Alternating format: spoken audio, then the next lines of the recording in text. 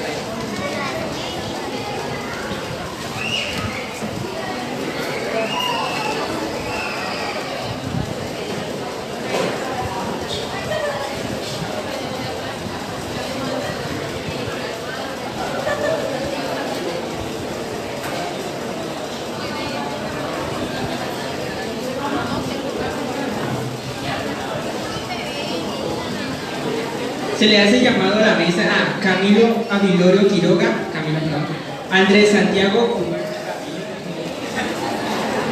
y Juan Fernando Afanador Rodríguez.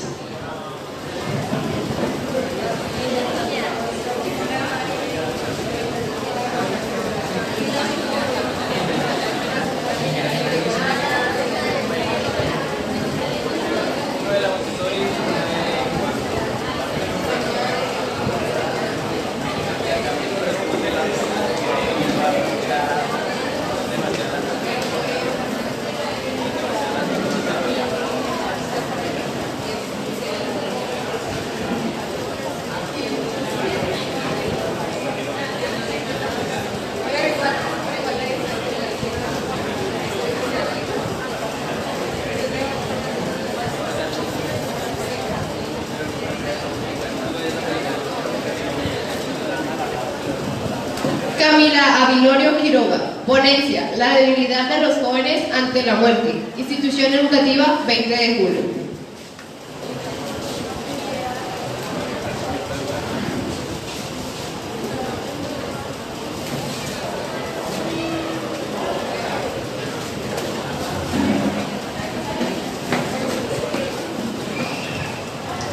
Un cordial saludo, mi nombre es Camila Avilorio y como ya mi compañera les dijo, les voy a exponer mi ponencia titulada La debilidad de los jóvenes ante la muerte. Bueno, ser vivo muere, nada puede existir por siempre. La inmortalidad es un sueño que muchos de los humanos han intentado alcanzar, pero ninguno lo ha logrado. O bueno, por ahora no existe evidencia alguna que confirme que algo puede durar por toda la eternidad. Algunas personas prefieren vivir su vida al máximo para no desaprovechar nada de esta. Otras, por su parte, prefieren mantenerse al margen para no tener que enfrentarse a la dura realidad de la muerte. Así que hoy en este espacio les permito hablarles sobre cómo el día a día de los jóvenes es atormentado ante la idea de llegar a la muerte sin haber logrado una vida de la cual se sientan orgullosos. La ansiedad de no poder seguir luchando o de no poder seguir disfrutando de sus vidas hace que los adolescentes estén más preocupados por lo que puede pasar en su futuro que lo que pueden lograr en el presente, ya que todas las experiencias que han vivido los lleva a reflexionar o hacerse una idea sobre lo que pueda pasar más adelante con sus vidas, llevándolos así a un estado de bloqueo mental que no les permite actuar o razonar de la forma que realmente les gustaría, reaccionando de una forma negativa ante cualquier adversidad que se les presente. La angustia a la hora de tomar decisiones que muy probablemente pueden arruinar su vida les genera un estrés que no todos pueden o quieren manejar, causando de esta manera que algunos piensen en la muerte como una forma de huir de sus problemas o en el suicidio como algo para poder dejar atrás todo aquel sufrimiento que les causa. Bueno, afirma Boris, las características de esta edad hacen del adolescente un ser muy vulnerable a los sentimientos ligados a la autodestrucción. La muerte en estos casos puede presentarse como una alternativa favorable en pos de darle fin al dolor psicológico que los abruma. Otros puntos de vista versan sobre el suicidio del adolescente no como una fuerza o una tendencia a la autodestrucción, sino más bien una súplica por llamar la atención, pedir ayuda. Los adolescentes no se pueden desahogar sobre lo que sienten o sobre la carga que llevan, ya que muchos de los adultos piensan que son muy inexpertos en el ámbito de la vida y que realmente no tienen nada por qué quejarse, que lo tienen todo, minimizando así los problemas a los cuales se enfrentan los jóvenes de hoy en día, generando que cada vez repriman más sus sentimientos al punto en que piensen en la muerte no como un enemigo, sino como una de sus más grandes aliadas.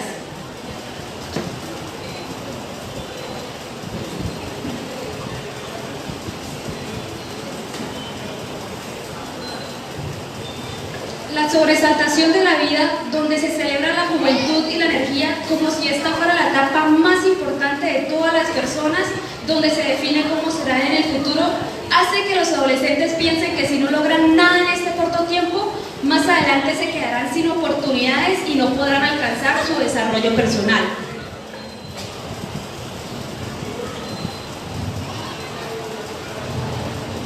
El pánico de vivir una vida llena de arrepentimientos, donde nunca se van a sentir satisfechos con nada, hace que la muerte sea aún más temerosa, pues poco a poco el tiempo se les agota y cuando menos se den cuenta no podrán hacer nada por ser felices o por alcanzar sus objetivos.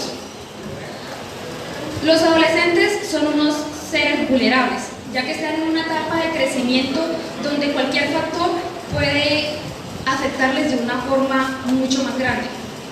Por ejemplo, si un adolescente se cría en un ambiente de violencia, posterior a esto, el adolescente no tendrá un desarrollo común como lo hacen todos los demás. Algunos pueden tener más oportunidades de explorar mucho más cosas a su alrededor y en cambio estos adolescentes se sienten muy vulnerables o otros lo expresan de una manera en que se vuelven también agresores, haciendo parte así de una sociedad corrupta. Muchos de los adolescentes manifiestan su ansiedad con trabajo compulsivo. Creen que si se exigen demasiado o que si dan todo de ellos podrán alcanzar sus objetivos. Puede que esto sea verdad, sí, pero esto no deja de ser dañino, ya que todo esto terminará en un cansancio mental y físico que los dejará devastados al punto en que pensarán en ellos mismos como unos inútiles, ya que su mente les hará creer que simplemente están siendo débiles y que pueden hacer las cosas de una mejor manera.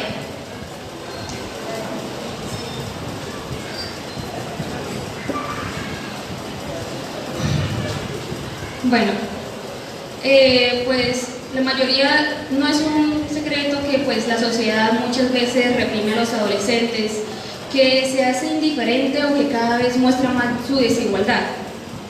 La sociedad en realidad es un lugar, bueno, no un lugar, es algo que es muy temerosa para las personas, ¿cierto? Más que todo para un ser tan vulnerable como lo es un adolescente o un joven que apenas se está autodescubriendo.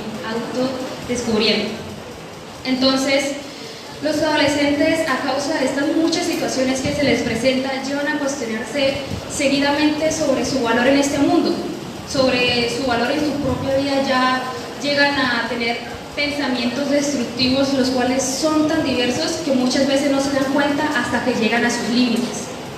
Por eso es que en este momento les pregunto a ustedes, ¿en realidad es el mundo el que le genera el miedo a los adolescentes por la muerte?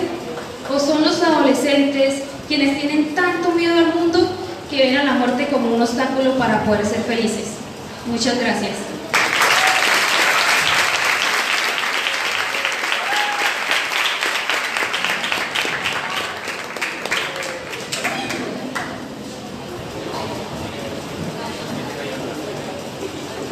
Andrés Santiago Guzmán Sánchez, ponencia Consumismo, el cáncer del ser humano moderno, Institución Educativa Juan Pablo II.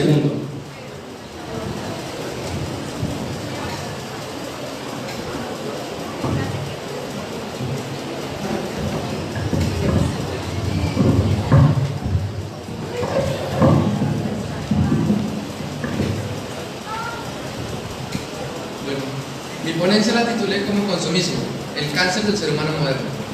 Además de tratarse de una economía del exceso y los desechos, el consumismo es también, y justamente por esa razón, una economía del engaño. Estas palabras las pronunció Zygmunt Bauman, un sociólogo y creador del concepto de modernidad líquida. Ahora bien, para adentrarnos en este tema con referente al consumismo y a la modernidad líquida, podemos definir este término basado en lo que Zygmunt Bauman creía que era. A lo que se refería Zygmunt Bauman como modernidad líquida era que nuestra sociedad, al ser el fruto de los esfuerzos individuales para luego, por ende, formar una comunidad y por lo tanto una sociedad, esta modernidad a la que nosotros estaremos experimentando será una modernidad como si fuese un líquido que se nos estaría escapando de las manos, una modernidad a la cual no podremos alcanzar. El consumismo corrompe y destruye al ser humano. Si bien el consumismo alienta la compra de bienes o servicios por parte de los consumidores, esta tendencia se convierte en un exceso, lo que a su vez está destruyendo el medio ambiente y el entorno del ser humano, llevándolo poco a poco a su destrucción. Ahora bien, aunque haya varios intentos de frenar esta práctica, concientizando a las personas acerca de su consumo, no hay ninguna regulación establecida por parte de los gobiernos para controlar la influencia tanto de anuncios como de cortos comerciales y demás publicidad que conlleven a una persona que consuma más de lo que debe. A esto podemos hacer referencia con el ejemplo que podríamos tomar en cuenta cuando en Estados Unidos se falló a favor de precisamente ir restringiendo poco a poco más estas referencias hacia ciertas marcas como lo fue Coca-Cola Company en Estados Unidos, ya que en ciertas películas con los géneros más vistos, como lo es el género de la ciencia ficción, eran películas que al ser promocionadas en pantalla grande y al tener tantos espectadores, lo que generaba era que después de hacer una referencia a esta Coca-Cola y los actores precisamente tomándola en estos largometrajes, lo que hacía era que los mismos espectadores tomaran la decisión, pero bajo la influencia de la marca, para que compraran esos productos después de ver la película, como si fuese un pequeño antojo o como si fuese una simple decisión, pero resulta que esta decisión ha sido influenciada precisamente por las marcas, que lo que tratan es precisamente de aumentar cada vez más sus ventas, haciendo que el consumismo sea desmedido y desmeditado. Además, este comportamiento no debería ser inculcado por las empresas u organizaciones comerciales, ya que al fin y al cabo, ¿de qué sirve vender en cantidades exorbitantes si en 30 o 40 años no hay nadie a quien vender? Es por esto que un consumo consciente y responsable se debe instruir desde el hogar y hasta las mismas empresas. Con esta pregunta lo que estoy tratando de plantear y de promover es que ni siquiera las mismas empresas, desde un sentido común, les sirve vender hoy en día cantidades exorbitantes, prácticamente explotando a la sociedad, llevándola a un consumismo descontrolado si realmente en 30 o 40 años, un largo periodo de tiempo, no van a tener a una sociedad a la cual explotar. Es precisamente por esto que el consumismo debe ser, más que desterrado, debe ser controlado.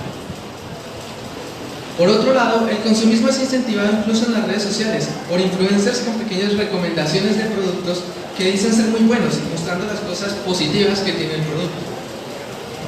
En ocasiones, ocultando sus altos riesgos para la salud de las personas y con precios por encima del promedio, que a su vez provocan estafas por desconocimiento del producto o proveedor. Acá, para acuñar esta situación, podemos referirnos al caso de Luisa Fernanda W. Supongo que muchos la conocerán, otros no. Ella es una muy reconocida influencer aquí en Colombia, que promocionó una plancha de cabello para mujeres con un 80% de descuento, que duraba esta promoción solo 24 horas.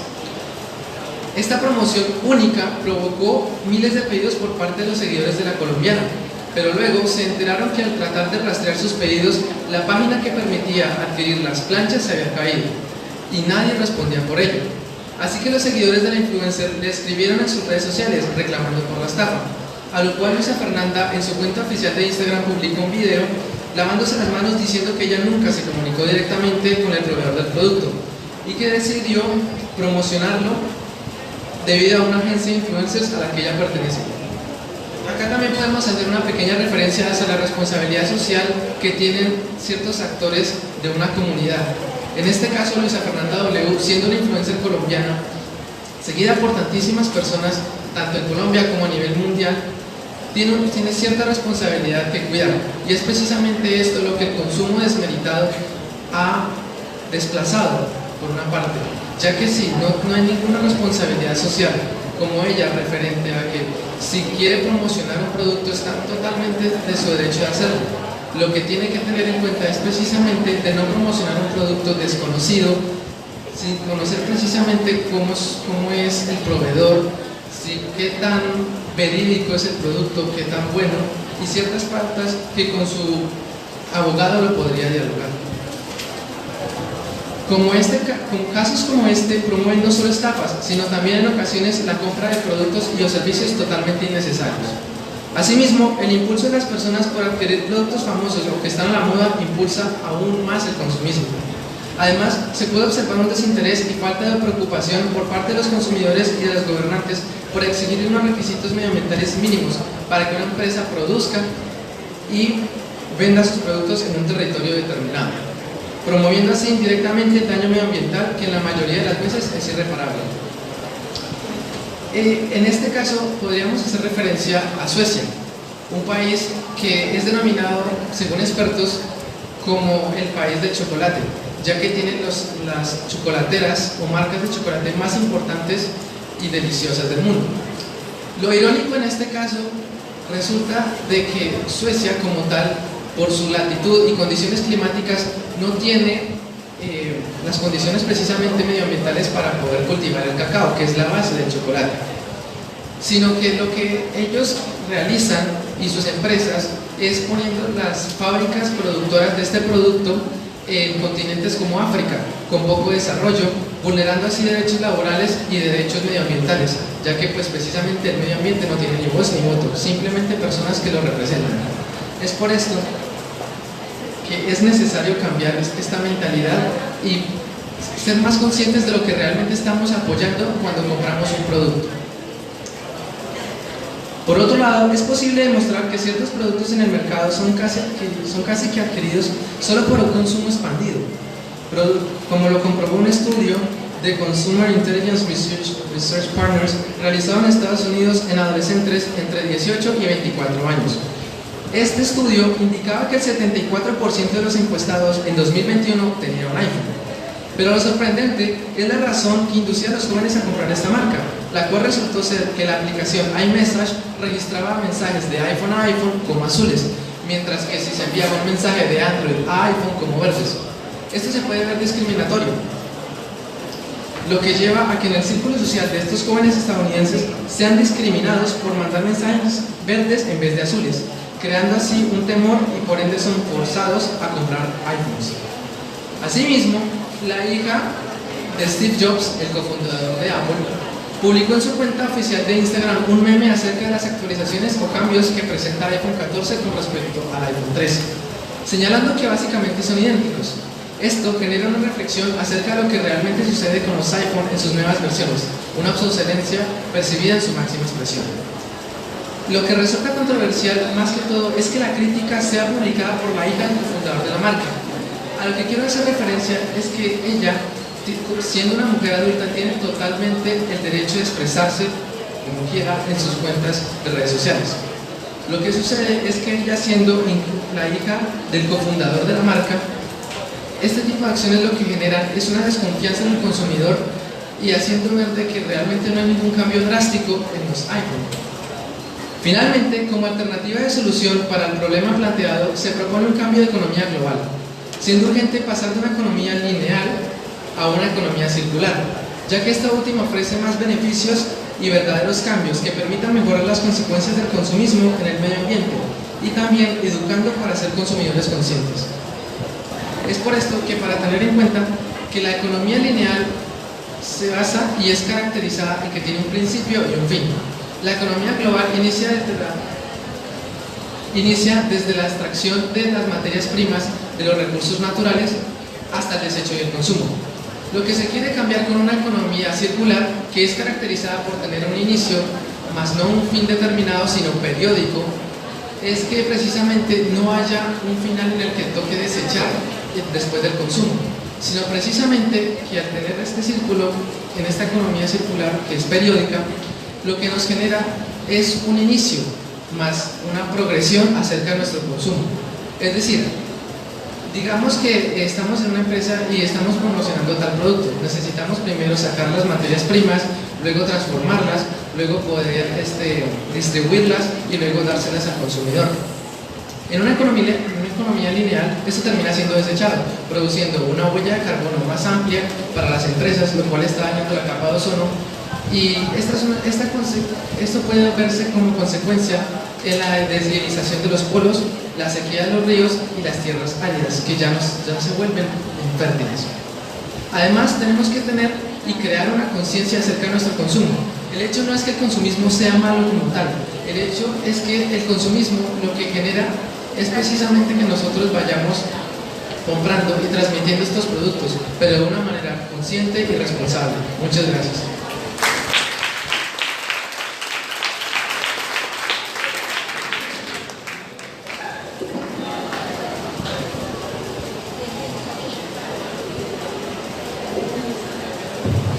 Andrés Santiago Guzmán Sánchez. Juan Fernando Afanador Rodríguez. Ponencia en la necesidad de una educación apolínea. Institución Educativa María Montessori.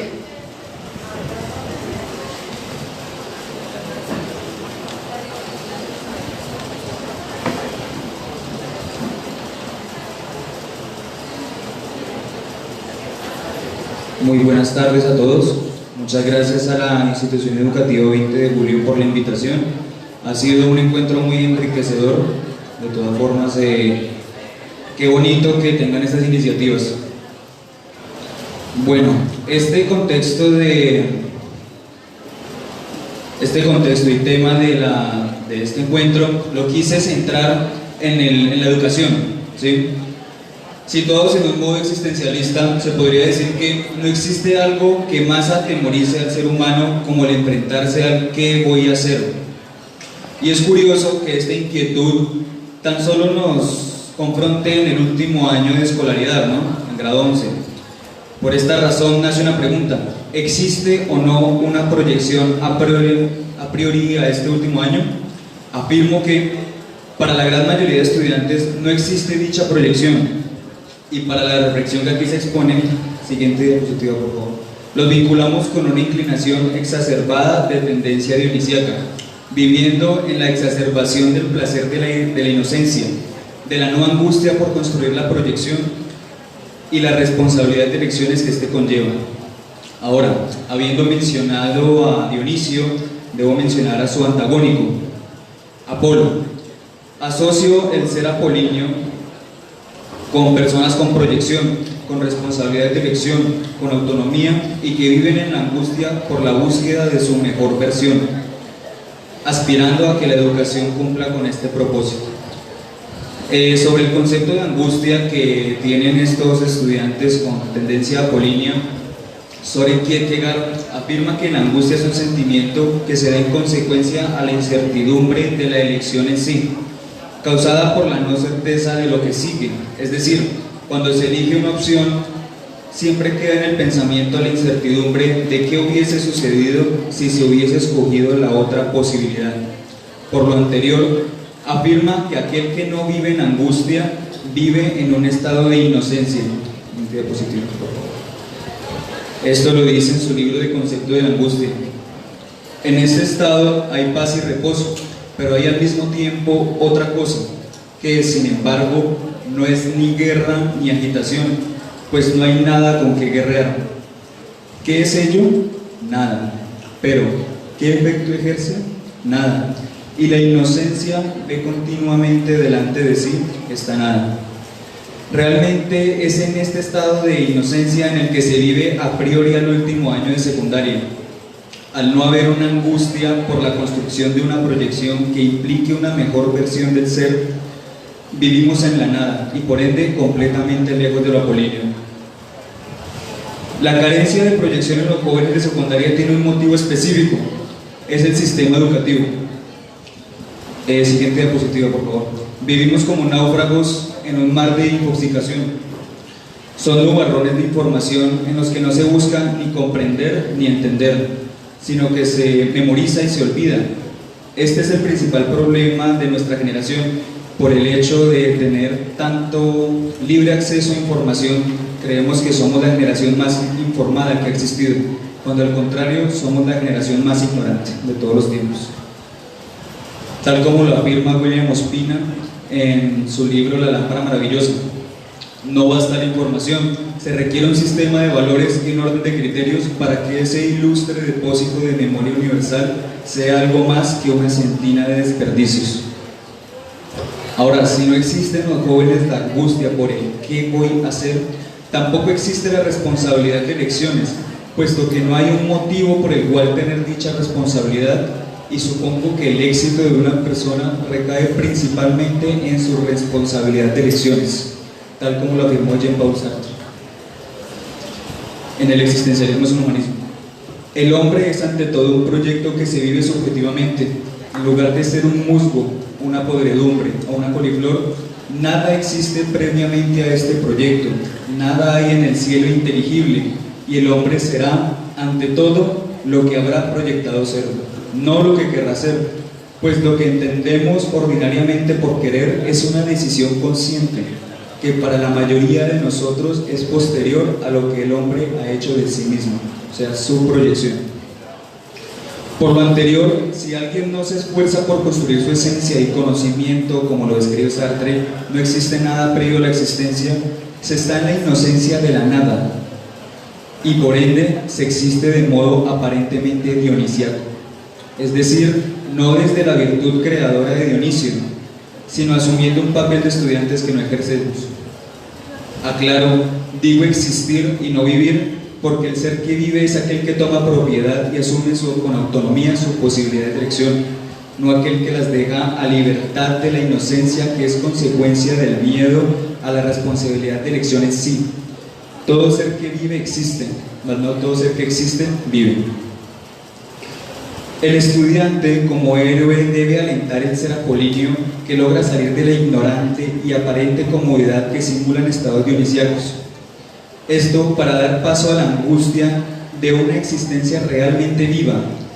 Para ello, como heroicos jóvenes, debemos buscar al oráculo. Ahora se preguntarán, ¿de qué oráculo hablan? Siguiente diapositiva, por favor. ¿Acaso se referirá al vidente fantástico que vive en la punta de una montaña, en la cueva más tenebrosa, tétrica y oscura en Grecia, a cual acudían los héroes para buscar la verdad y sabiduría? Pues, mi querido amigo, propongo un camino más fácil de conseguirlo, uno en el que no tendrás que subir a la punta de una montaña ni entrar a una espantosa cueva. El camino del que te hablo es de ilustración, ilustración que describe Immanuel Kant en su libro de ¿Qué es la ilustración? Ser ilustrado es quien actúa con autonomía en su entendimiento y con ánimo para servirse con independencia de sí mismo. Ahora, aunque no dispongamos de las mejores estrategias de aprendizaje, en nuestro sistema educativo contamos con libertad, la cual nos permite decidir cómo enfrentarnos al conocimiento, si de modo dionisíaco o por el contrario de modo heroico y apolíneo, siendo aquel joven que, motivado por su responsabilidad de elección, es alguien autónomo en su aprendizaje, buscando todo el tiempo la razón que solo tienen aquellas mentes inquietas a las que se refería Albert Einstein en su célebre frase: lo importante es no dejar de hacerse preguntas. Que por favor no suceda con los aprendizajes lo mismo que con los sueños del amanecer, que después de habernos cautivado se borran de la memoria con una facilidad asombrosa. Es hora de que, motivados por la angustia y dirigidos por la autonomía, desde la escolaridad nos alejemos de la inocencia y comencemos la construcción de una proyección que por fin acabe con el sufrimiento de la nublosa incertidumbre del qué voy a hacer. Como conclusión, puedo decir que yo estoy a favor de una tendencia apolínea en la escolaridad, porque esta tendencia implica una autonomía. Si no tenemos autonomía en este aprendizaje de secundaria y demás, realmente estamos en la nada. El mundo cada vez se vuelve más exigente, cada vez nos pide más de nosotros mismos. Sin autonomía y centrándonos solo en lo que nos dan por encima, tal vez lo mismo que hablaba el profesor de la Unillanos, solo una vista previa, no indagar, no investigar es el problema principal de esta sociedad. Un estudiante apolíneo indaga, busca, sale de la inocencia y de la misma ignorancia. Muchas gracias.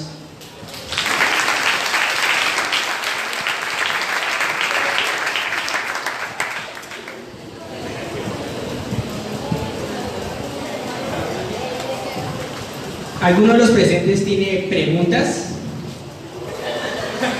Se darán aportes o contraargumentos. Se darán 5 minutos para esto, ¿ok?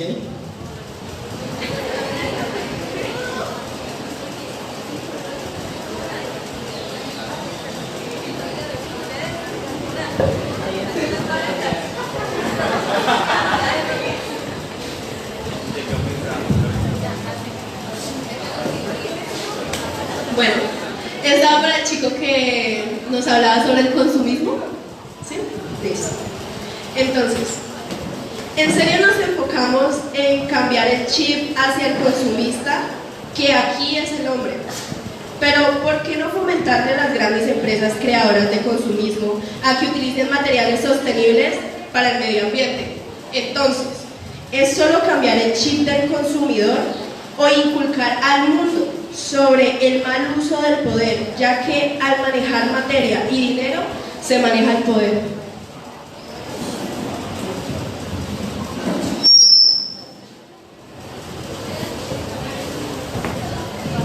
Para poder responder esta pregunta, sinceramente, pues yo creería que a lo que me refiero es que sí, es necesario también inculcar en las empresas precisamente un buen uso precisamente de los recursos, ya que igual son recursos naturales y en algún momento se van a acabar, a diferencia de ciertas energías limpias como es la energía solar, que pueden ser inagotables para nosotros como seres humanos. También podría decir de que precisamente en la concientización del consumismo responsable, de un consumismo que no destruya, de un consumismo que sea amigable con el medio ambiente, permite que las empresas sigan creciendo con normal tranquilidad, pero que a su vez no se vea afectado ni el medio ambiente ni también la propia toma de decisiones de los seres humanos, ya que, como mencionaba anteriormente, la misma marca Coca-Cola Company estaba promoviendo ese tipo de decisiones, pero siendo influenciadas, por decirlo así, debajo de cuerda, tras bambalinas, haciendo que las personas tomaran decisiones que ellos creen que son propios de ellos, pero realmente están siendo simplemente influenciadas por otros. Es precisamente por eso que no solamente hay que cambiar el chip del consumismo, sino precisamente incentivar a ser más amigables con el medio ambiente, a usar mejores energías limpias y a cambiar este tipo de comportamientos que sinceramente nos están destruyendo, no llevando a ninguna otra parte. ¿Alguna otra pregunta?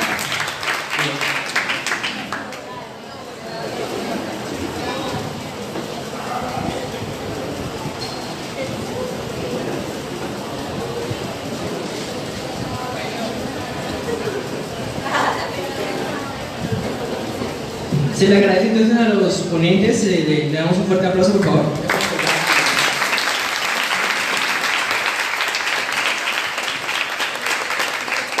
Bien. Actividad cultural número 2. Proyección del video experimental Apreciada Humanidad. Una carta combativa ante el terreno de lo absurdo. Un trabajo de la jornada sabatina Colbane, en colaboración con la jornada diurna. Una apuesta al pensamiento introspectivo y deconstructor del ser humano y su realidad, a través del lente fílmico, un proyecto de aula desarrollado por el equipo de orientación filosófica.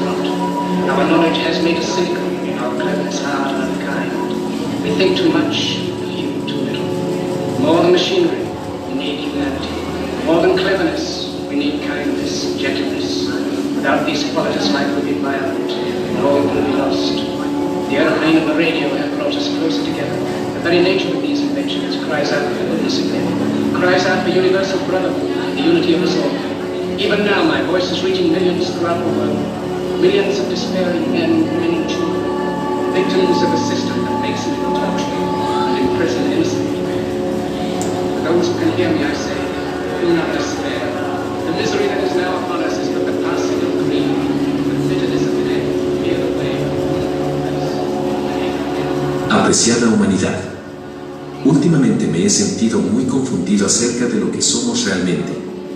Aunque entiendo que mis palabras se disiparán como humo en el tiempo, he decidido escribirte esta carta. Pues algo en lo más profundo dentro de mí me llevó a hacer esto. Como a todos los que te conforman, he coqueteado por demasiado tiempo con los fantasmas de mis miedos, de mi naturaleza.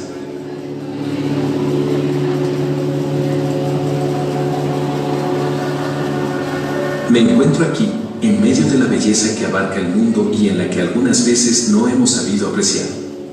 Para abrirme sinceramente, suelo tener leves pensamientos sobre nuestra vestimenta espiritual. ¿Nos regimos con ella?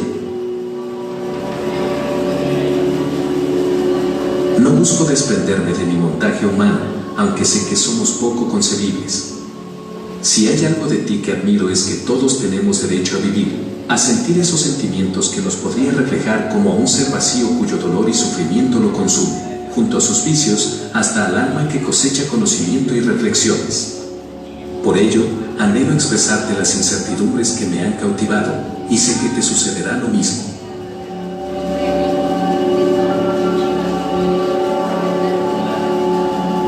Como seres racionales que somos, nos acecha una incógnita insondable, la vida.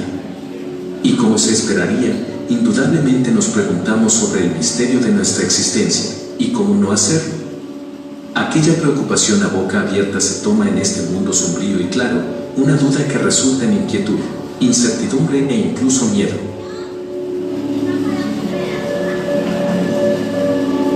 Pienso que, en el camino hacia la búsqueda desesperada por hallar el sentido de la existencia, esta se transforma en un acto enfermizo. Evidentemente, muchas veces no seremos capaces de mirar más allá de la monotonía y el sufrimiento, por ello nos acurrucaremos en el suelo aferrándonos a las creencias. Entendiblemente la gracia de eso prevalecerá. La idea de la vida misma es precisamente dudar de ella. Comprender que navegamos sin brújula en el tormentoso y doloroso océano de la existencia, en el que nos encontramos como simples náufragos, como simples mortales. Y con el constante miedo a ella y hacia su compañera, la muerte.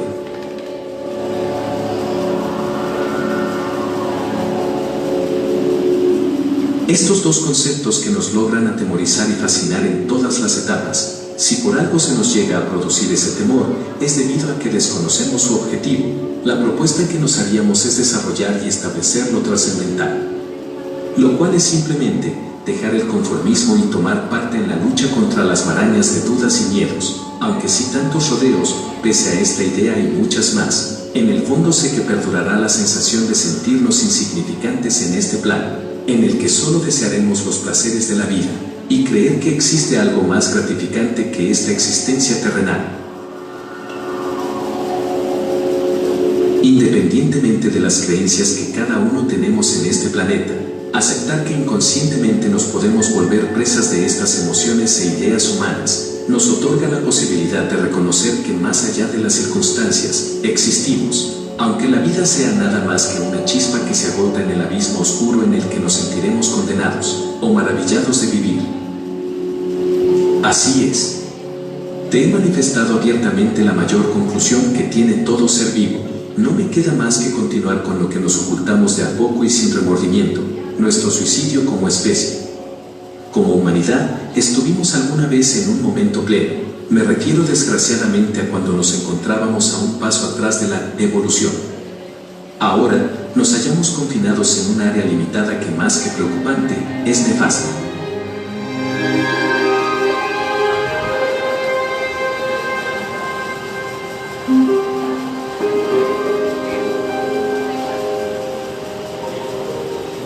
A nuestra corta edad, se nos asegura que somos vida, pero absurdamente, detrás de ello se esconde la advertencia y la pregunta. Si el ser humano es vida, ¿por qué su evolución refleja un comportamiento suicida? Sí, así es. Un suicidio meramente colectivo.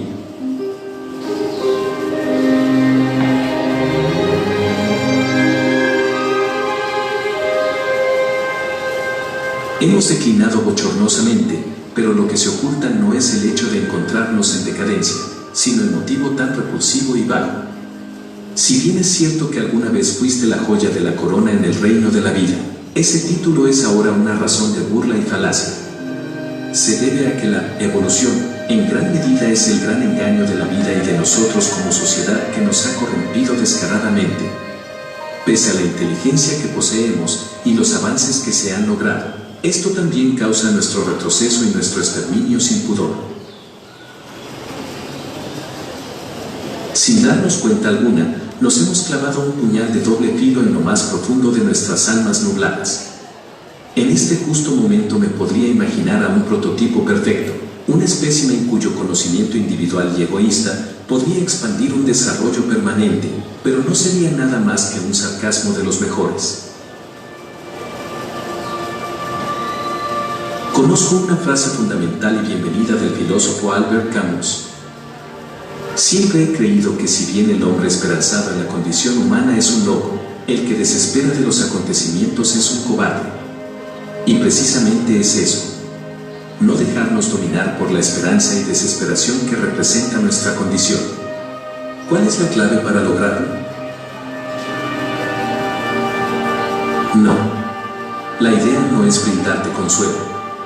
Solo basta echarle un vistazo a la historia y a la actualidad del mundo, cómo se han enmascarado el odio, la hambruna, la inmundicia y las dependencias de nuestros frágiles espíritus que solo han provocado nuestra autodestrucción. Poco a poco parecemos resignarnos a muchas cosas que nos están destruyendo.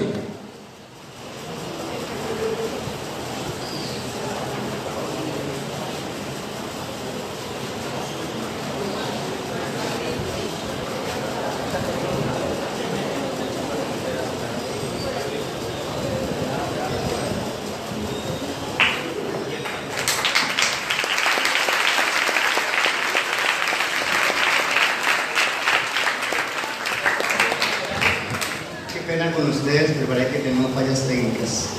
Sin embargo, en los respectivos grupos que se creó para los docentes de filosofía, mejor dicho, que se está retroalimentando. Esperemos que conformemos una gran red de docentes del META en el campo de la filosofía. Se les va a compartir, entonces no hay ningún inconveniente. Solo quisiera agregar algo. Quienes estuvieron al frente de este proyecto, pues no están presentes en este momento. Me refiero al director Juan Valderrama y al guionista de Manzano. Ellos pertenecen a la jornada sabatina. Ellos, como muchos sabemos, las sabatinas son personas que por X o Y razón pues no pueden estar dentro de la normalidad académica. La mayoría de ellos trabaja y tiene diversas obligaciones y responsabilidades. Sin embargo, logramos conformar un equipo entre la sabatina y la diurna, y ese es el fruto de ese proyecto. Sinceramente no me creo en la autoridad para opinar o para hacer algo respecto con esta proyección de este video experimental. Sin embargo, pues como les digo, que mejor que su propia obra hable por sí misma. Y pues espero que les haya agradado hasta lo que se pudo apreciar. Muchas gracias.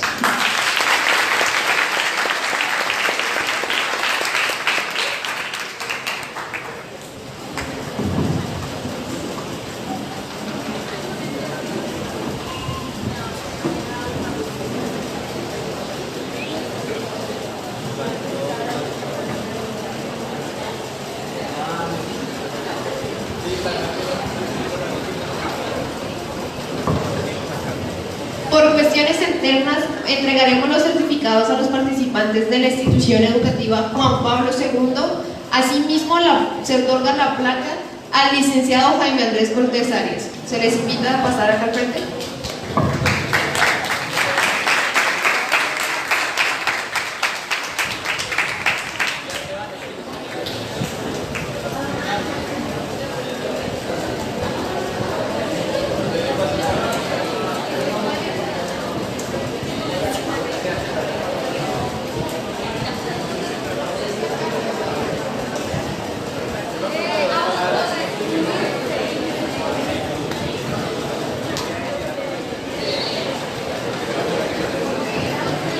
Se otorga la presente placa al licenciado Jaime Andrés por su agradecimiento y por su participación en Atarazzi. Un fuerte aplauso.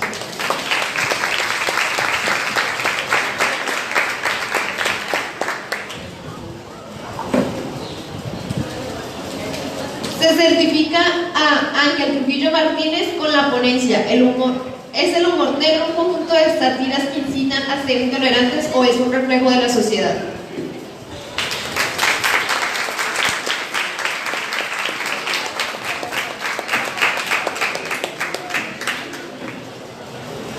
Se certifica a Andrés Santiago Pullman Sánchez con la ponencia Consumismo, el cáncer del ser humano moderno.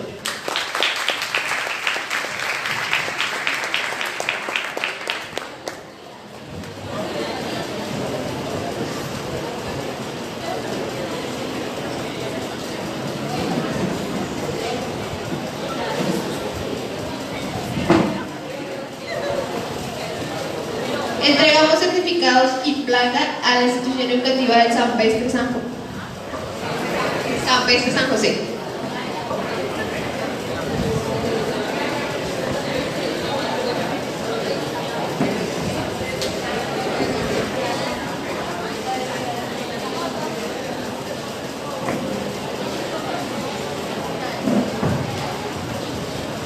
Se otorga la presente placa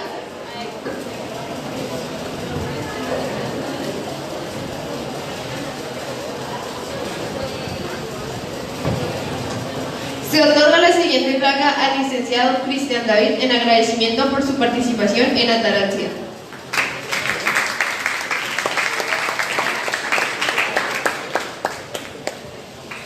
Y se certifica a los participantes con la ponencia entre el absurdo y su existencia.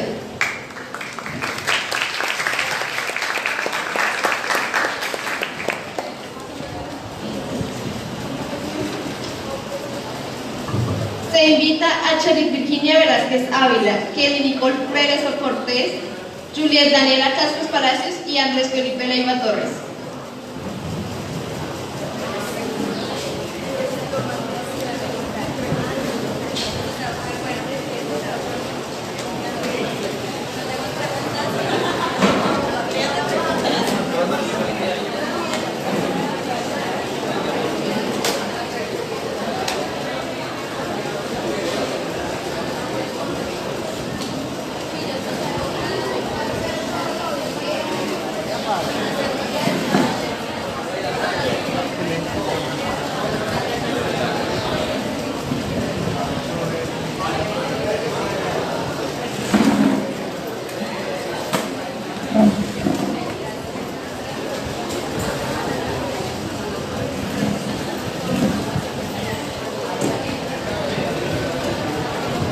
Le recordamos en silencio a los asistentes. Gracias. Charis Virginia Velázquez Ávila, ponencia, la vida afectiva del ser humano y su racionalismo. Institución Educativa Luis Carlos Galán Sarmiento.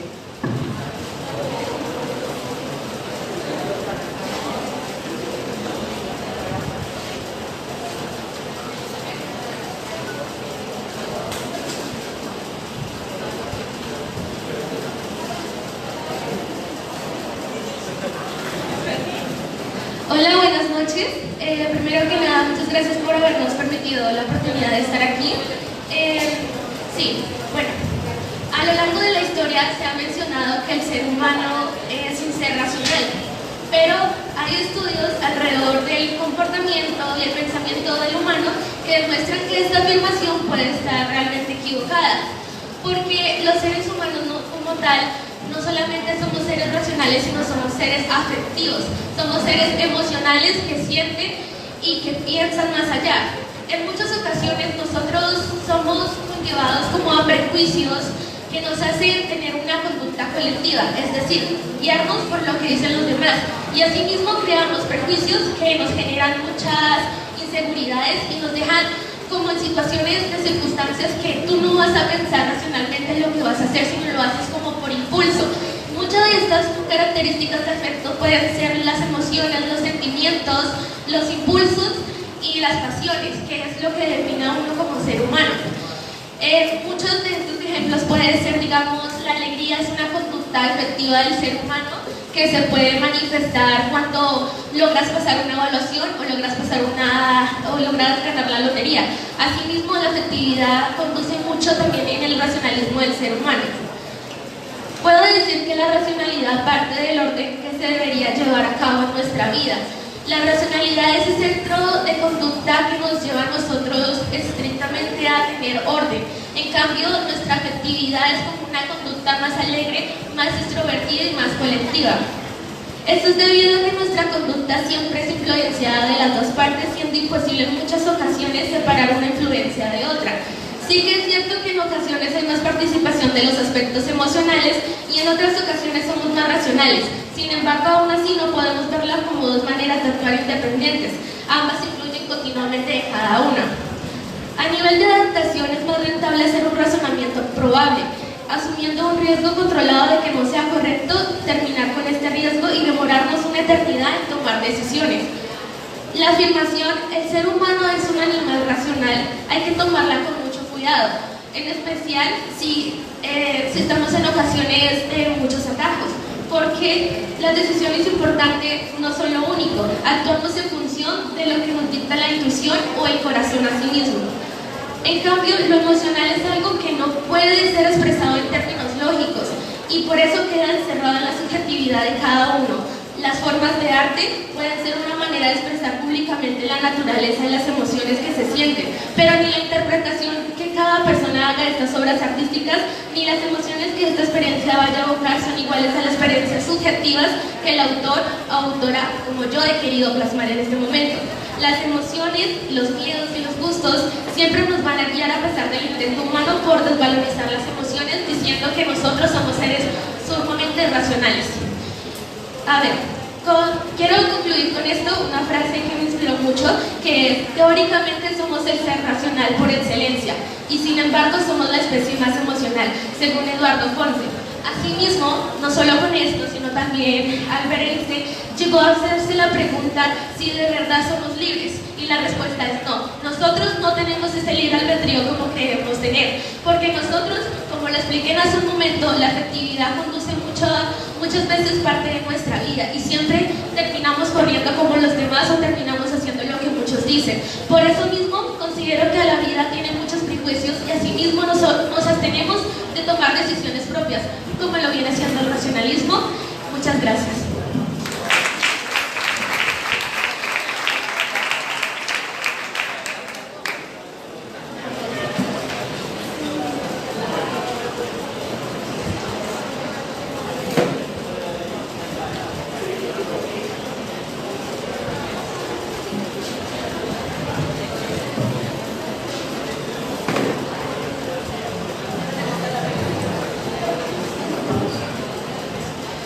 Kelly Nicole Pérez Cortés. Ponencia ¿Qué soy? ¿Quién soy? Institución Educativa 20 de Julio, sede Lilia Castro de Parrado.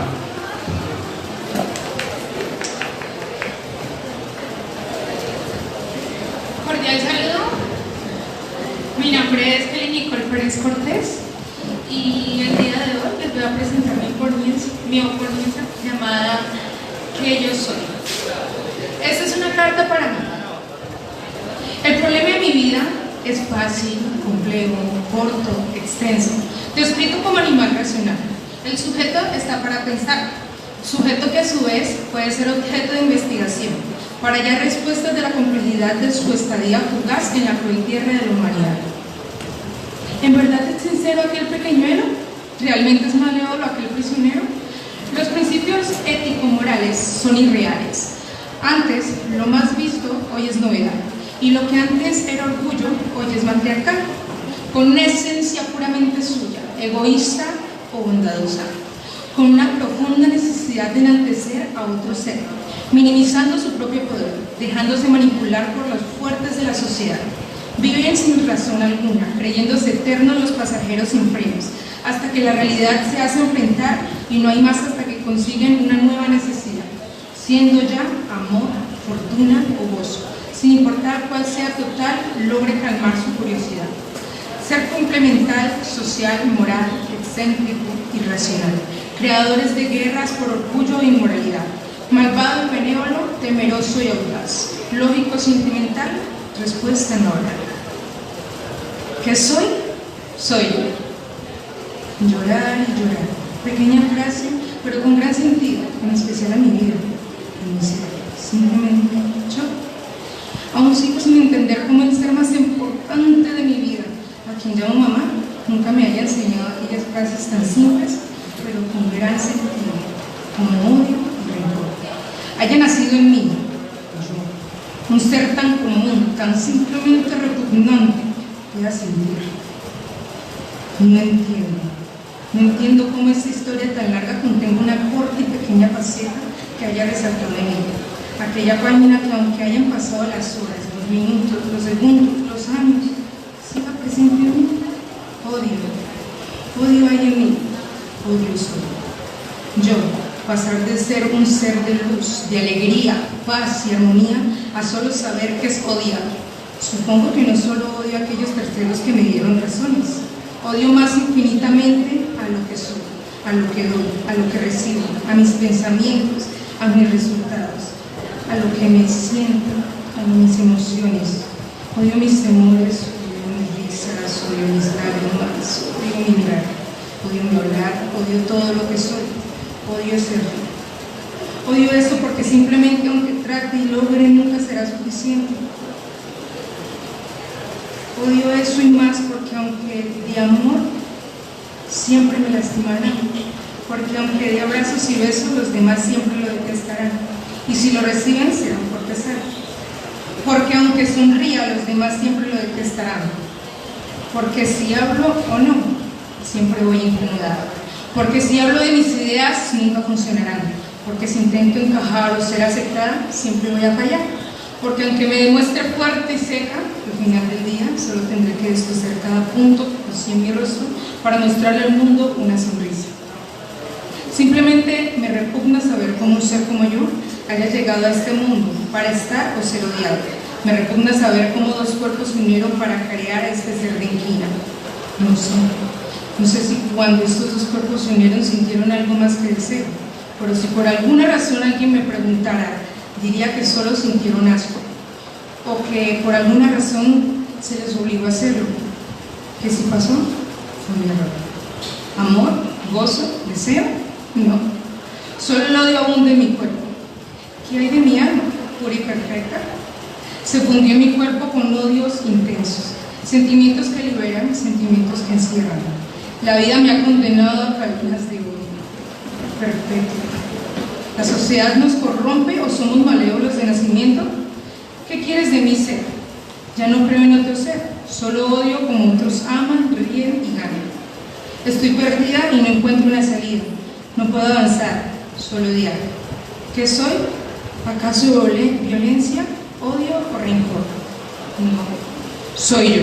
Muchas gracias.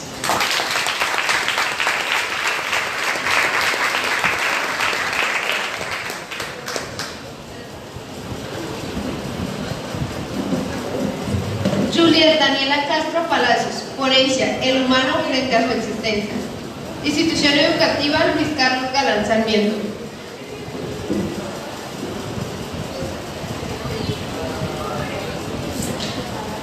Buenas tardes, mi nombre es Juliet Daniela Castro Palacios, vengo en representación de la Institución Educativa Luis Carlos Galán Sarmiento. Agradezco a la Institución Educativa 20 de Julio por esta gran invitación. Hoy voy a tocar un tema muy importante en el tema de la filosofía, que es el humano frente a su existencia. El hombre, dentro de su existencia, es capaz de razonar y crear situaciones que van a partir de que si lo pienso, lo creo. Siempre nos han dicho que desde el momento en que nacemos ya existimos, pero frente a esto yo tengo como ciertas oposiciones, pues para mí el solo hecho de estar vivo no es existir, el solo hecho de respirar no es existir, sino que tú empiezas a existir a partir de pensamientos y de razonamientos que empiezas a crear a partir de pues tu vida, a lo largo de tu vida, los propósitos que tienes a un futuro, el significado que le tienes a la vida, el valor que le encuentras a la vida, ¿sí? También podemos ver que la existencia y lo existente es diferente. ¿Por qué? Porque dentro de la existencia está lo absurdo.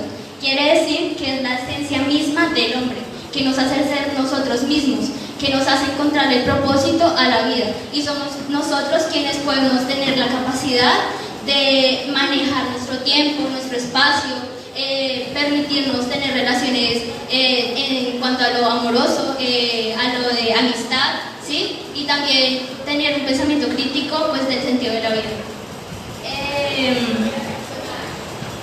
Pues también a lo largo de la vida vamos buscando como respuestas a ciertas inquietudes, pues también como qué soy, quién soy, pero eso poco a poco lo vamos solucionando, digamos, en cuanto a lo que indaguemos, a lo que queramos buscar una solución, ¿sí? Para entrar un poco más en detalle, quiero citar pues, a un autor llamado Jean-Paul Sartre, que él habla sobre la existencia, ¿sí? Pues para él, la existencia era lo que definía el valor de la persona y la subjetividad a la hora de realizar un análisis de la condición humana. Quiere decir que la esencia es por la cual es el cual hace al hombre ser el mismo. Su esencia, sus características, la forma en la que se identifica.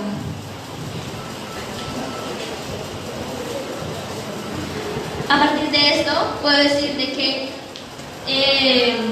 a partir de que algo existiera, alguien debió pensar para qué se necesita o bueno, el propósito, ¿sí?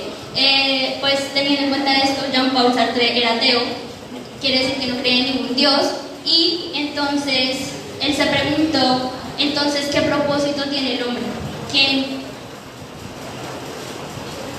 ¿Cómo podemos saber qué propósito tiene el hombre? Pues para él decía que el hombre es libre y es capaz de manejar su tiempo, su espacio, su vida, tomar las propias decisiones, claramente sin hacerle daño a nadie, sin sobrepasar los límites que se le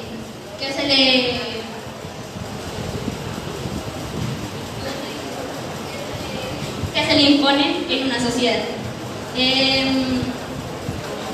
La filosofía existencialista no consiste solamente en ser una corriente filosófica, sino que también cumple una función de acción frente a nuestra existencia misma, teniendo en cuenta que dicha existencia no pasa a ser solo una doctrina que tenga que ver con la contemplación, pues todo lo que está hecho en el mundo presenta una acción de solución. Por último, para Sartre, el existencialismo es humanista, ya que le recuerda al hombre que no hay otro legislador que él mismo. Debe tomar decisiones teniendo en cuenta que las soluciones las puede encontrar en su entorno. La existencia del hombre es ser libre y racional, donde se ve en la obligación de hacerse responsable de todas las cosas que haga a lo largo de su vida, pues en la realidad cada persona organiza, distribuye y maneja su tiempo en la existencia para lograr la realización de eso. ¿Qué quiere ser? Claramente, la interacción con otros seres vivos hace al hombre ser él mismo. pues se adquiere conocimiento y costumbres de quienes lo rodean y que permiten que presente una gran cantidad de reacciones de acuerdo a lo que ocurra en su vida o simplemente lo que pase por su mente. Gracias.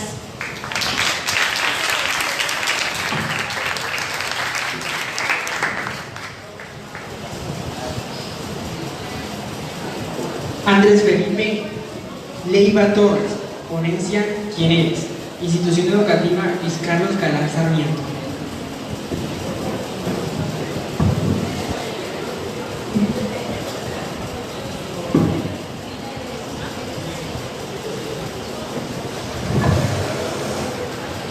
Bueno, muy buena noche. Para empezar, veo que esto está más aburrido que un funeral, así que me gustaría que todos nos levantáramos, hiciéramos una pausa activa.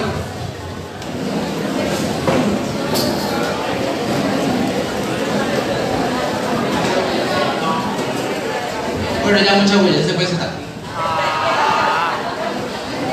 Vale, para empezar con la ponencia y la pregunta principal de todo este tema, me gustaría invitar a una persona, alguien que quisiera pasar. Solamente voy a hacerle una pregunta. ¿Quién le gustaría venir acá al escenario? Si no apoya la ¿tú?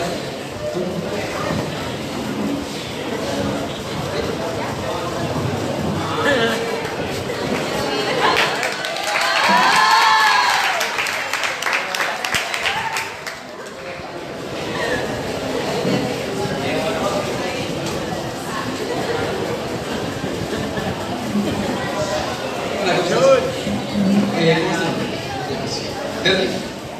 Bueno, Derly, quería hacerte una pregunta. ¿Quién eres?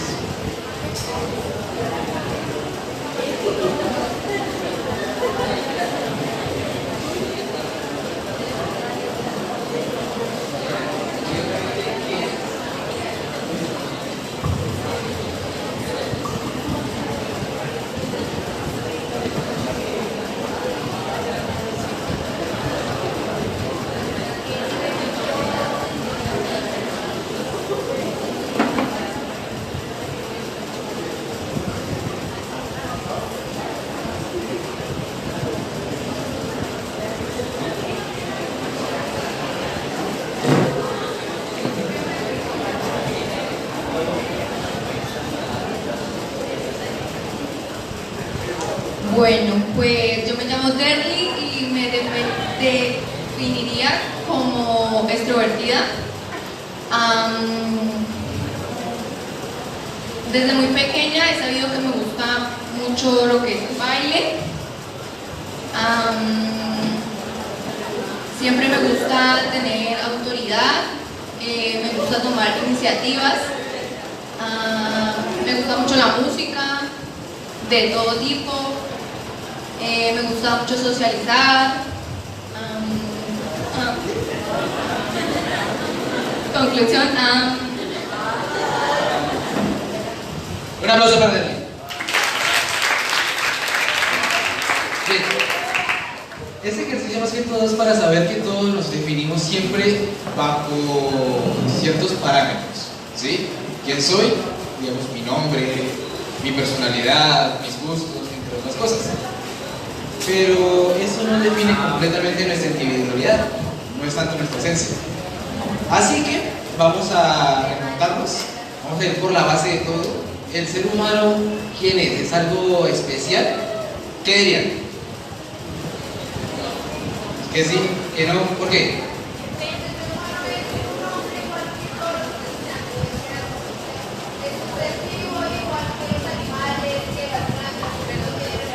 Exacto, aquí vamos. Entonces, primeramente hace tiempo atrás, así como por las épocas de mi abuela, se consideraba que el ser humano era alguien diferente a todas las creaciones de la Tierra, de todos los seres vivos.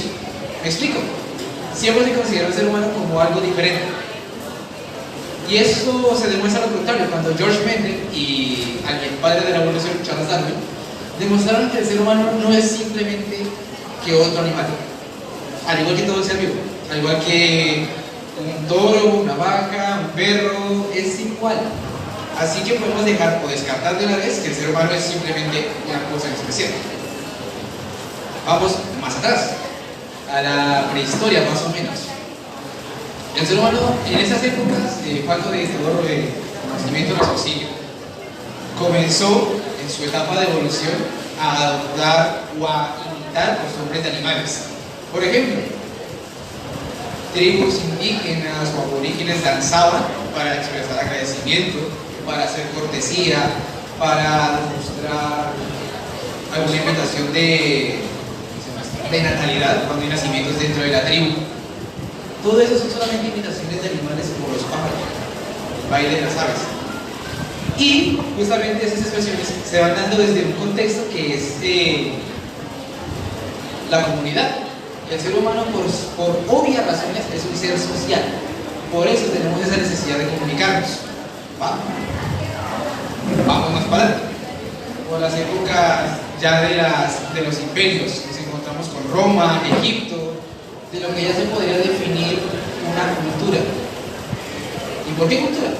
Porque el ser humano ya adoptó una forma de comunicarse, ya creó un propio dialecto con el cual interactuar, propio de cada región. Entonces, ciertas costumbres ya son tendencia de su cultura. Esto fue evolucionando, por eso digamos a Roma, con personas que ya empezaron a evolucionar un poco más en su búsqueda de comprender que sería Tales de Mileto o Platón. Ellos dicen, bueno, ¿nosotros qué somos? ¿Qué nos diferencia? Esa es la peculiaridad del ser humano, que es capaz de razonar sobre su propia existencia, es capaz de pensar sobre sí mismo, de cuestionarse. Son preguntas que más adelante, pasando ya a los siglos XX, nos encontraríamos con dos figuras bastante representativas, Martin Heidegger y Jean Sartre. Heidegger decía que el ser humano estaba justamente relacionado con el tiempo. Su obra, El tiempo, explicando justamente el concepto del Dasein, explicaba que estábamos ligados a la existencia y que nuestro tiempo mostraba el que somos. Vamos a hablar con Sartre. Sartre explicaba y como comentaba en la ponencia primera, estaba sujeto a las elecciones, estaba sujeto a decidir, ¿cierto? Y hay algo que él estaba en contra, y es que él no estaba de acuerdo con la ponencia de un ser en potencia. ¿Me explico? Cuando nosotros miramos a un niño, aparte de ver un niño como tal, chiquitín, vemos más que todo que también puede ser un hombre, un posible abogado, un posible político. Siempre tenemos la tendencia a ver hacia adelante, hacia el futuro, siendo eso un plan muy inestable. Y no puedo estar de acuerdo, porque la definición de la existencia del ser humano en sí no puede basarse en un futuro, no puede basarse en una elección. Su esencia, su existencia, su ser, quién es, no se puede definir en lo que él va a ser, porque sería ilógico. Entonces, vamos a ir con algunas preguntas que yo creo que más de uno se podría decir, o que uno dice, responde, conforme a los parámetros cuando le preguntan quién es. Yo digo, soy mi nombre. Aquí hay otra persona que se llama Andrés. No, sí, se desaparecieron los Andrés, ¿no? Entonces, una persona con mi mismo nombre, no porque tenga mi nombre, es igual que yo. O mis facciones, mi cara. El rostro que yo tengo no es el mismo que yo tenía hace 5 años. No es ni el pelo corto, no es las cicatrices que se borraron, ¿sí? El rostro cambia, así que no puedo decir que soy lo que me ven. De igual manera yo puedo representar al ser o quién soy por mi medio físico. Fácilmente me puedo romper una pata y yo puedo decir que yo soy un cojo, ¿no? Entonces son cambios que se generan dentro de la experiencia del hombre. Ahora, soy lo que sé. Soy ingeniero, soy abogado, soy policía. Fácilmente puedo cambiar de profesión o puedo tener Alzheimer y olvidar todo lo que tenía antes. Eso no me haría otra persona. No sería ni completamente distinto. Soy mis logros. Eso se queda en el pasado. Una persona fácilmente puede ser tildado de cura y semanas después puesto en una penitenciaría. ¿no? Entonces, para concluir, veámoslo así. Hemos visto cómo el ser humano pasó de ser solamente una expresión de que es alguien único a ser un animal común y corriente. Pasó de ser alguien que imitaba acciones a crearlas, en vez de imitar como los animales se culturizaban, simplemente desarrolló sus propias costumbres. Y también vimos cómo todo esto pasó a través de un fenómeno natural que conocemos que se llama el tiempo. Eso es lo que somos, la experiencia. Más específicamente, darse cuenta que el tiempo y el espacio, o sea, el lugar en el que estamos, se juntaron, tuvieron un hijo y eso somos nosotros. ¿Me explico? Llegó una época de los 90, estuvo un tal Steve Jobs, nació en Estados Unidos. Hay que tener en cuenta eso, que es que nació en un lugar con una potencia, donde se veía la economía, avances tecnológicos, etcétera, etcétera, etcétera. Por eso terminó siendo lo que se conoce, un ingeniero. Vámonos para otro lado, vámonos con Mahatma Gandhi. Nació en la India, que es una cultura, primero, que es politeísta, que se ven temas de la paz, la religiosidad a un nivel bastante drástico. Resultó siendo básicamente un hombre dedicado a la paz y que liberó todo un país por medio de eso. Todo eso es conforme al tiempo, la década en la que está, y el espacio en el que vive, y el espacio en el que habita, y al mismo tiempo es el tiempo que transcurre en él. La persona que soy yo ahora no es la que era hace 5 años, no es la misma que era hace 10 años, y tampoco va a ser la misma que yo voy a ser en 30. Así que la pregunta sería, ¿quiénes son ustedes?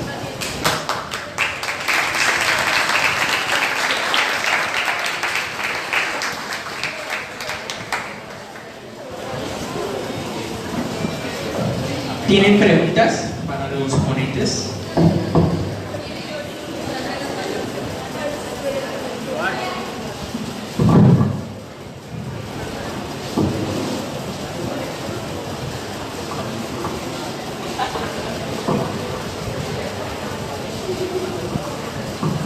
Bueno, mi pregunta es aquí para el señor. Excelente ponencia, lo felicito. Surgió en mí una duda, pues en un principio usted habló de que el ser humano es común y no se diferencia de los animales. Después nos dijo que el ser humano es el único ser consciente que puede pensar en sí mismo. ¿Eso no nos hace especiales? ¿No nos diferencia de los animales? Es mi pregunta. Gracias.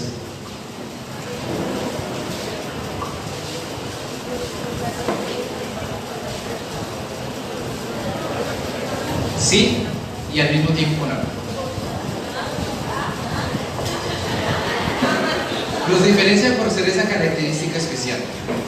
Sin embargo, todo animal también tiene su propia característica, tales como los peces pueden andar bajo el agua, otros más a mayor profundidad. Unas aves pueden volar más altas que otras, unos animales son más resistentes que otros. Son características que tienen cada ser vivo, por así decirlo. La nuestra persona es el cerebro.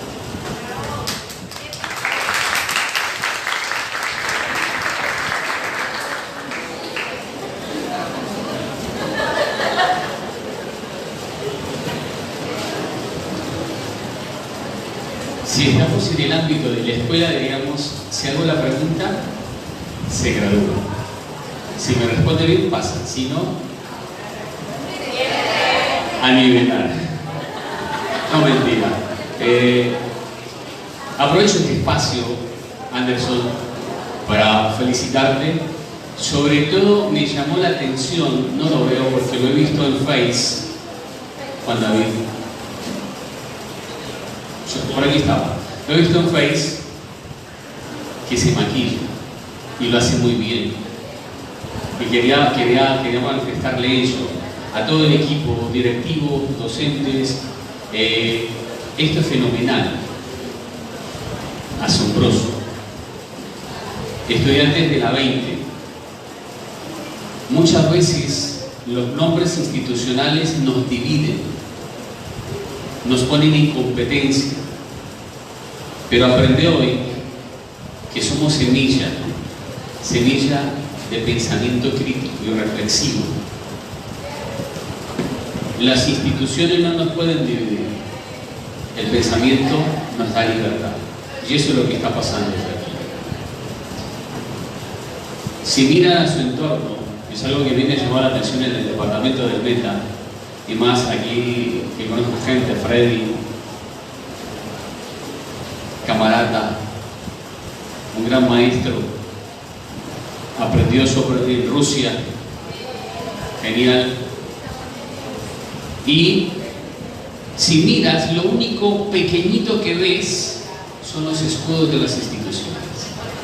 El resto, la jardinera, es igual.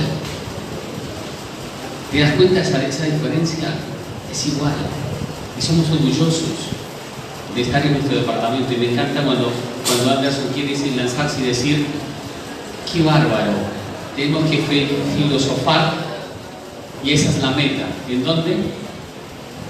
En el Meta.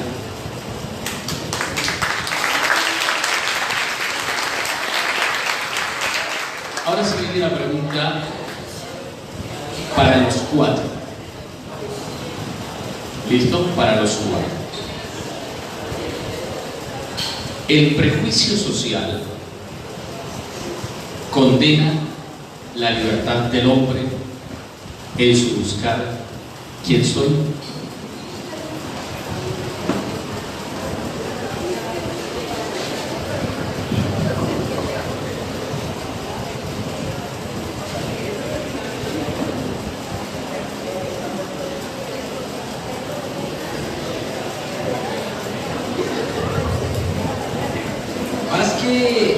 Más que reprimirla, yo diría que aportaría. ¿Aporta por qué? Porque la presión social lo que hace es poner al hombre en un contexto, como lo dice su mismo nombre, social. Lo indica cómo se comporta.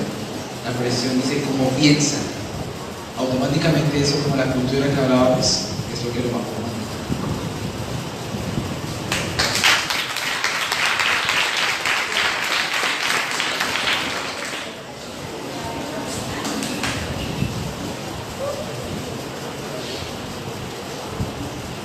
Profe, ¿me puede repetir la pregunta, por favor?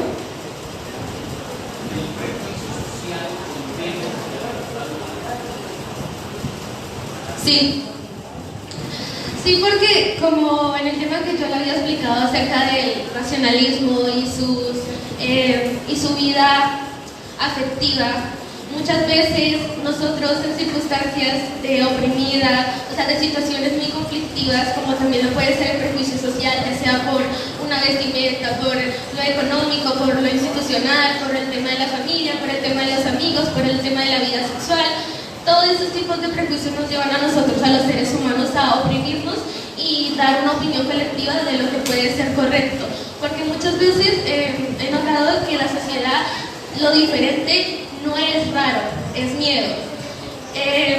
Así es cuando alguien, es como tener una vela y apagarla básicamente, porque no tiene la misma cantidad o porque no es de la misma estatura que las demás. Eso es lo que implica el prejuicio social a uno mismo.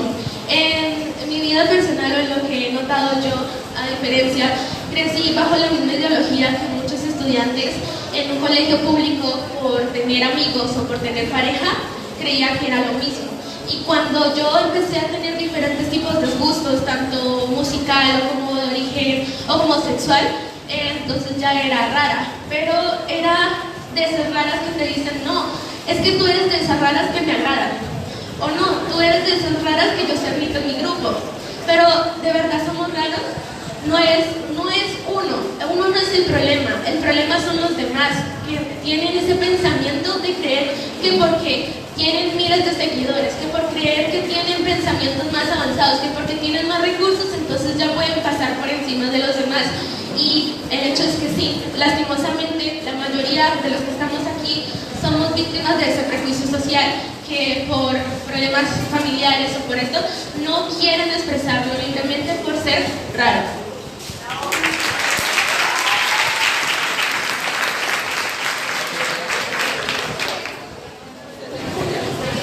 Buenas tardes. Bueno, para mí siempre he pensado que cada cabeza es un mundo distinto, de que hay personas que realmente saben lo que son, para dónde van y lo que quieren, que tienen y se puede llamar carácter. Pero pienso que sí, afecta a la sociedad, porque si en algo nos afecta y algo que ahorita se ha normalizado tanto, es el físico. Esencialmente siempre es por el físico, que si soy pelisa, que si soy gordita, que si soy bajita, que si tengo granitos, etc. Y siempre nos dejamos llevar por el físico.